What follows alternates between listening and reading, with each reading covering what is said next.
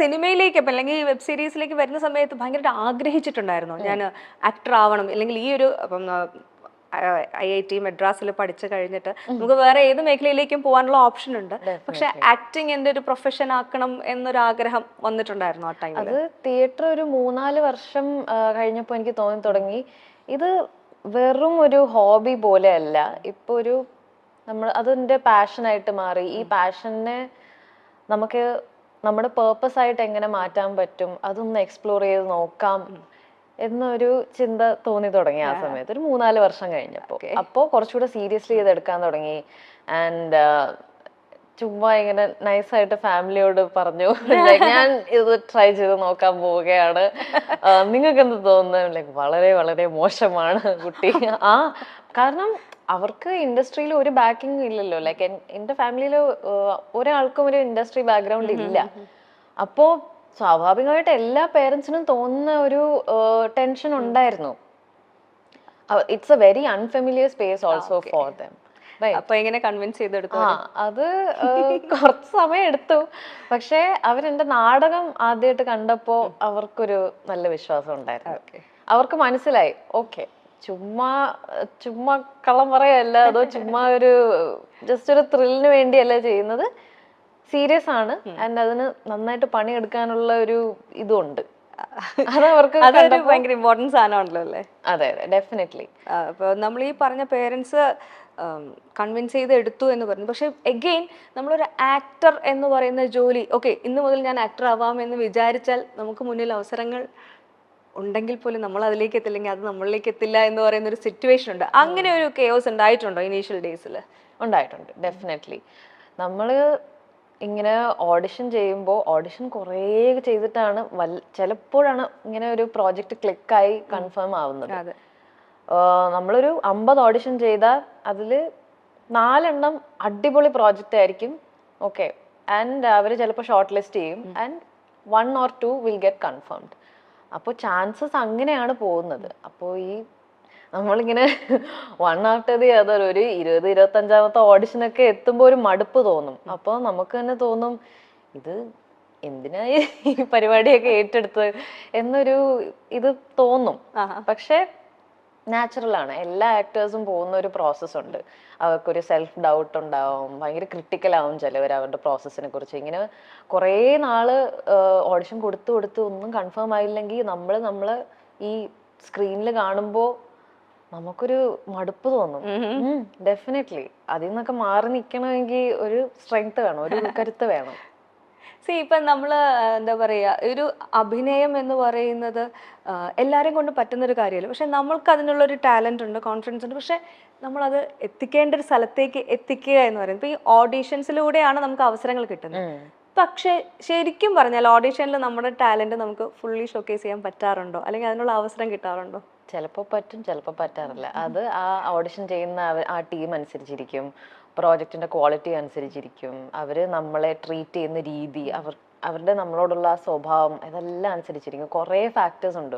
ഒരു നല്ല ഓഡിഷൻ, ഒരു അടിപൊളി ഓഡിഷൻ ആവണമെങ്കിൽ it has a lot of factors.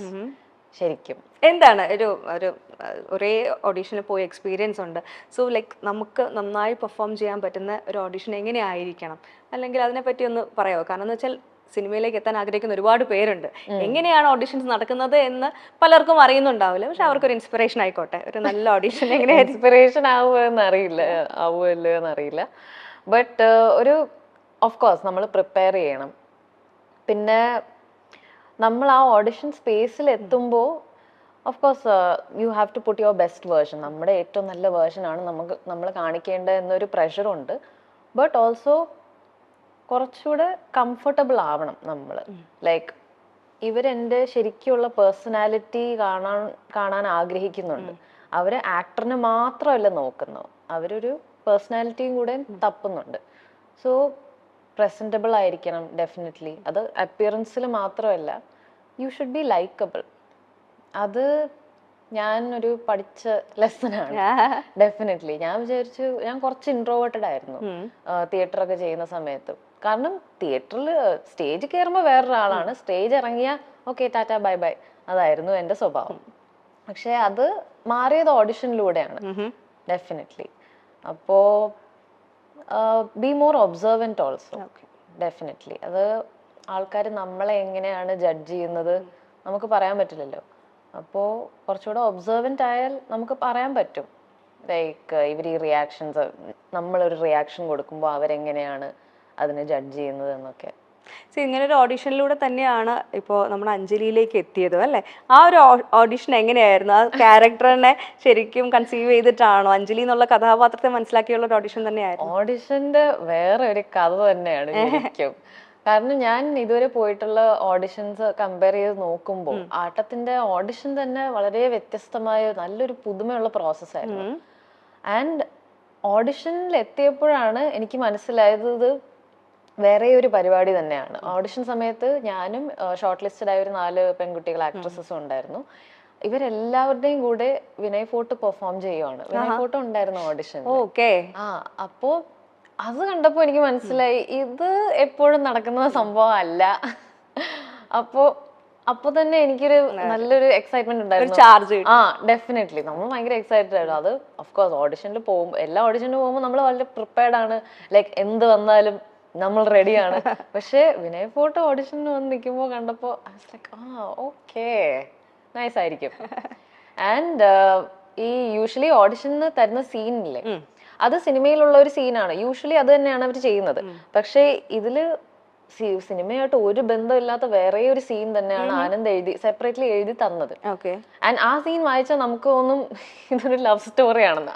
അത് ആരുടെ വെച്ചാണ് ഞാൻ ഓഡിഷനിലേക്ക് പോയത്. പിന്നെ സെലക്ഷൻ കിട്ടിയപ്പോഴാണ് ഈ ഫുൾ കഥ, സ്ക്രിപ്റ്റിന്റെ നറേഷനൊക്കെ കേട്ടപ്പോൾ മനസ്സിലായി ഓക്കെ ഇത് വേറെ പരിപാടിയാണ്. അനശ്വര രാജൻ നായികയായ രേഖാചിത്രം എന്ന സിനിമ ഇപ്പോൾ തിയേറ്ററിൽ മികച്ച പ്രകടനത്തോടെ, മികച്ച അഭിപ്രായത്തോടെ മുന്നേറുകയാണ്.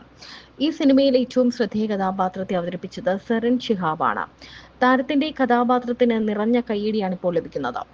മലയാളം, ഹിന്ദി എന്നീ ഭാഷകളിലെ സിനിമകൾ, ടെലിവിഷൻ ഷോകൾ എന്നിവയിൽ പ്രത്യക്ഷപ്പെട്ട ഒരു നടിയാണ് സരൺ ശിഹാബ്. ദ ഫാമിലി മാൻ എന്ന പരമ്പരയിലെ ബ്രേക്ക് ഔട്ട് റോളിലൂടെ സരൺ പ്രശസ്തിയായി. ആ ഷോയുടെ ഇതിവൃത്തത്തിൽ നിർണായകമായ നേഴ്സായ മേരിയായി താരം അഭിനയിച്ചു. ആനന്ദ് ഏകർഷി സംവിധാനം ചെയ്ത ആട്ടം എന്ന സിനിമയിലെ അഭിനയത്തിന് കേരള ഫിലിം ക്രിട്ടിക് അസോസിയേഷന്റെ 2023 മികച്ച നടിക്കുള്ള പുരസ്കാരവും സരണിന് ലഭിച്ചു.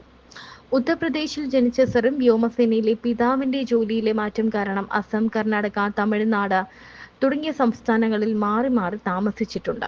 ആട്ടം എന്ന ചിത്രത്തിലെ സറിന്റെ അഭിനയത്തിന് നിറഞ്ഞ കയ്യടിയാണ് ലഭിച്ചത്.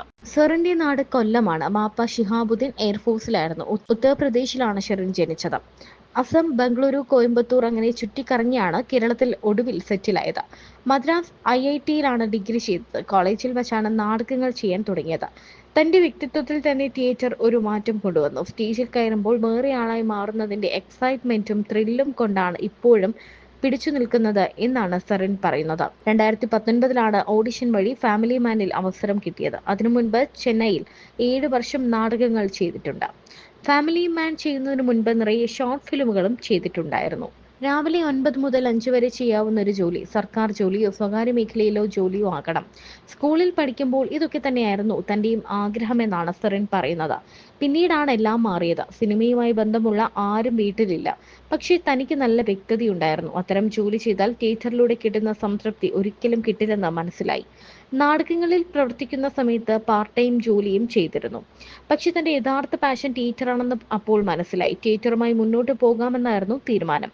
പക്ഷേ കുറെ ബുദ്ധിമുട്ടുകൾ ഉണ്ടായിരുന്നു. ഇതൊരു നല്ല തീരുമാനമാണ്. ഇതിന്റെ പ്രതിഫലം കുറെ വർഷങ്ങൾക്ക് ശേഷമേ ഉണ്ടാകൂ.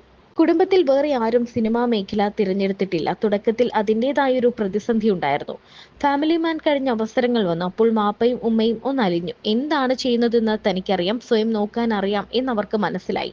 തിയേറ്റർ ചെയ്തില്ലെങ്കിൽ വേറെ ഒരു ജോലിയും തനിക്ക് സംതൃപ്തി തരില്ല എന്നും കുടുംബം തിരിച്ചറിഞ്ഞു. നമ്മുടെ മകൾ സന്തോഷമായിരിക്കണം, സംതൃപ്തി ഉണ്ടാകണം, അതിന് ഇതാണ് മികച്ച വഴി എന്ന് അച്ഛനും അമ്മയ്ക്കും മനസ്സിലായി.